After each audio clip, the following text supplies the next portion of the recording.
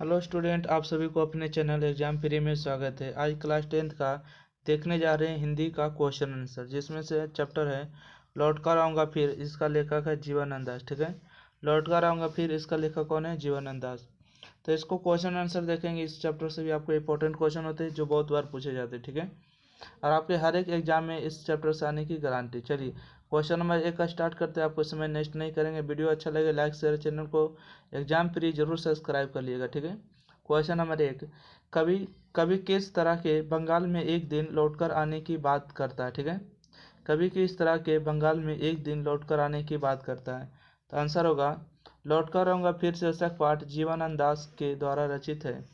कभी एक दिन बंगाल की बहती नदियां हरे भरे धन के फसल तथा प्राकृतिक सौंदर्यता को देखने के लिए आना चाहते हैं। ठीक है, कभी क्या करना चाहते हैं? कभी आना चाहते हैं। एक बार फिर से देखिएगा, कभी एक दिन बंगाल की बहती नदियां हरे भरे धान के फसल तथा प्राकृतिक सौंदर्यता को देखने के लिए कभी आना चाहते हैं। क्वेश्चन नंबर 2 है कि कभी अगले जीवन में क्या क्या बनने की संभावना व्यक्त करता है और क्यों? ठीक है, क्वेश्चन नंबर 2 है कभी अगले जीवन में क्या क्या बनने की संभावना व्यक्त करता है और क्यों? आंसर होगा लौटकर आऊँगा फिर शीर्षक पाठ जीवनानंद दास द्वारा रचित है। कभी अगले जीवन में अबाबिल कौवा हंस उल्लू सारस बनने की कभी करते हैं बात। ठीक है, क्योंकि अगर पक्षी बन जाएगा तो इसी बंगाल के आसपास रहने के लिए कभी की ऐसी संभावनाएं व्यक्त करते हैं। ठीक है, अगला क्वेश्चन है कि कभी अगले जन्मों में बंगाल में आने की क्वेश्चन नंबर 3 में है कि अगले जन्मों में बंगाल में आने की क्या सिर्फ कवि की इच्छा है? स्पष्ट कीजिए। ठीक है, अगले जन्मों में बंगाल में आने की क्या सिर्फ कवि की इच्छा? स्पष्ट करें। तो आंसर होगा लौटकर आऊँगा फिर शीर्षक पाठ जीवनानंद दास द्वारा रचित है। अगले जन्मों में बंगाल में सिर्फ आने की बात कवि की इच्छा है, क्योंकि वह अबाबिल कौवा हंस उल्लू सारस बनने की बात कवि करते हैं, इसलिए हम कह सकते हैं कि बंगाल में आने की इच्छा कवि की ही है। ठीक है, किसकी है? तो कवि की है।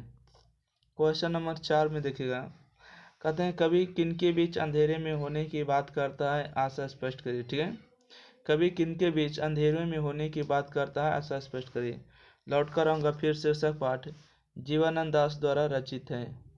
ठीक है, जीवनानंद दास द्वारा रचित है। कवि जो है, कवि उल्लू बनकर कपास के खेत में शाम के समय रहने की बात करते। ठीक है, अगला क्वेश्चन है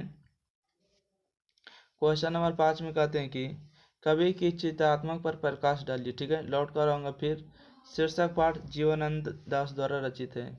कविता का भाव यह है कि कवि अगर स्वर्गवास भी हो जाए तो किसी न किसी रूप में आकर बंगाल के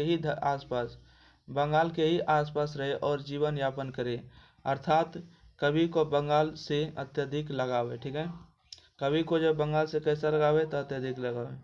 क्वेश्चन नंबर अगला, कविता के शीर्षक की सार्थकता स्पष्ट कीजिए। ठीक है, कविता के शीर्षक की सार्थकता स्पष्ट कीजिए। आंसर होगा लौट कर आऊँगा फिर शीर्षक पाठ जीवनानंद दास द्वारा रचित है। कवि के स्वर्गवास होने पर विभिन्न पक्षी बनकर उसी बंगाल के आसपास आने की बात करते हैं, इसलिए इस कविता का शीर्षक लौट कर आऊँगा फिर रखा गया, जो ठीक है।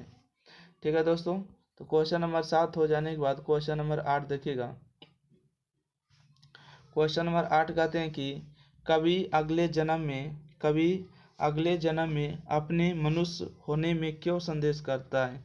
क्या कारण हो सकता है? ठीक है, कवि अगले जन्म में अपने मनुष्य होने में क्यों संदेह करता है और क्या कारण हो सकता है? आंसर होगा लौट कर आऊँगा फिर शीर्षक पाठ जीवनानंद दास द्वारा रचित है। कवि अगले जन्म में मनुष्य होने से इसलिए संदेह करता है कि मनुष्य के बाद बहुत सारे जीव या प्राणी होते हैं, इसलिए कवि को लगता है कि मनुष्य नहीं भी बन सकते। ठीक है, मनुष्य नहीं भी बन सकते हैं। तो इस तरह से लौट कर आऊँगा फिर क्वेश्चन आंसर पूरा कंप्लीट हुआ।